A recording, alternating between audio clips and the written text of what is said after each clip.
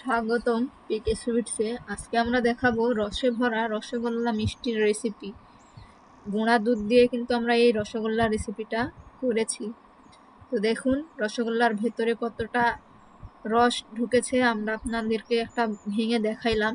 তো এখন আমরা চলে যাচ্ছি আমাদের যে মূল রেসিপি গুঁড়া দুধের, সেই রেসিপিতে। আমরা এখানে নিয়ে নিলাম 150 গ্রাম মিল্ক পাউডার, আর 50 গ্রাম দিলাম ময়দা, 6 গ্রাম দিয়ে দিব চিনি, আর 2 গ্রাম দিলাম সোডা, খাবার সোডা। কিন্তু এটা এখন আমরা ভালোভাবে মিশিয়ে নেব। মিশিয়ে নেওয়ার পরে এখন আমরা অ্যাড করব ঘি। আমরা এখানে 4 চামচ ঘি নিয়েছি। ঘি দিয়ে আমরা আবার ভালোভাবে এভাবে মিশিয়ে নেব। মিশিয়ে নেওয়ার পরে এখন আমরা অল্প অল্প করে জল অ্যাড করব আর মিশিয়ে নেব। দেখুন ঠিক এইভাবে আপনারা অল্প অল্প করে জল অ্যাড করবেন আর মিশিয়ে নেবেন। এখন কিন্তু আমাদের ডোটা মাখানো হয়ে আসছে, আর ডোটার ভিতরে যেন অবশ্যই গুটি গুটি না থাকে, দেখবেন ভালোভাবে। এবার ডোটা আমাদের হয়ে গিয়েছে। এখন আমরা ডিশটাতে এইভাবে নাড়া দিয়ে রাখতেছি কিছুক্ষণের জন্য, মানে 2 থেকে 3 মিনিটের জন্য। এখন আমাদের ডোটা হয়ে গিয়েছে। এখন আমরা ডিশটা থেকে তুলে নিচ্ছি। তুলে নেওয়ার পরে হাতে একটু ঘি নিয়ে ডোটা এভাবে ভালোভাবে ঠিক করে নেবেন। দেখুন এইভাবে সুন্দর করে চারিপাশটা ঠিক করে নেবেন। এখন আমরা আমাদের পরিমাণ মতো ডোটা থেকে গুটি কেটে নিচ্ছি। আমরা রসগোল্লাটা একটু বড় সাইজের করব, এই জন্য বড় গুটি কেটেছি। আপনারা আপনাদের মতো করে গুটি কেটে নেবেন। দেখুন আমাদের কিন্তু পাকানো হয়ে গিয়েছে। এখন আমরা একটা কড়াই বসিয়ে দিয়েছি। কড়াইয়ে দিয়ে দিলাম 1.5 কেজি চিনি আর 1 কেজি জল।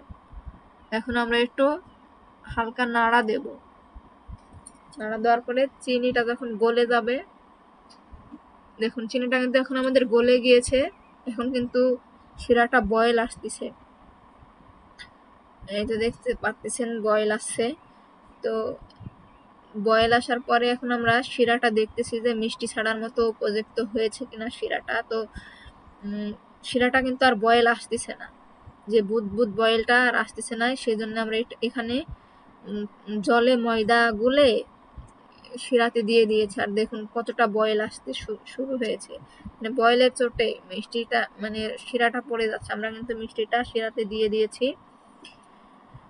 তো এখন দেখুন মিষ্টিটা কিন্তু আস্তে আস্তে বড় হবে। আমরা আপনাদের একটু পরপর দেখাবো মিষ্টিটা কি আসলে বড় হচ্ছে কিনা। দেখুন এই ময়দাটা যে আমরা দিয়েছি জলে মানে গুলে শিরাতে যে দিয়েছি, এই জন্য কিন্তু শিরাটা কিন্তু বয়েল, মানে খুব বয়েল হচ্ছে। দেখুন মিষ্টিটা কি বড় হয়েছে কিনা, অনেকটা কিন্তু বড় হয়ে গিয়েছে।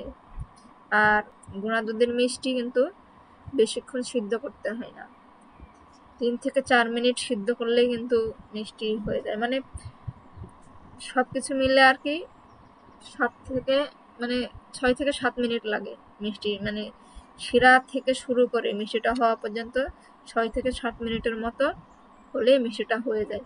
এখন কিন্তু আমাদের মিষ্টিটা হয়ে আসছে। এখন কিন্তু আমরা জল দিয়ে দেব মিষ্টিতে।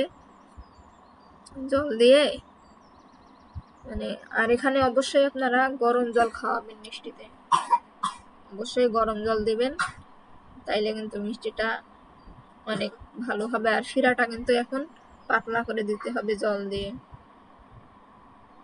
দেখতে দেখুন মিষ্টিটা কিন্তু আমাদের এখন শিরাতে কিন্তু ভাসমান অবস্থায়, মানে ভেসে উঠেছে, আর বয়েলটা কিন্তু আর নেই।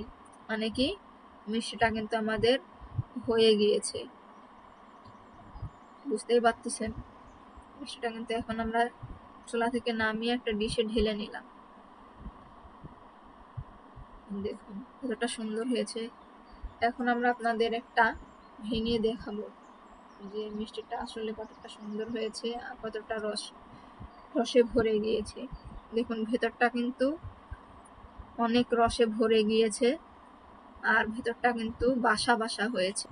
আপনাদের সবাইকে ধন্যবাদ এতক্ষণ আমার রেসিপিটা দেখার জন্য। সাথে থাকুন নতুন নতুন রেসিপি পেতে।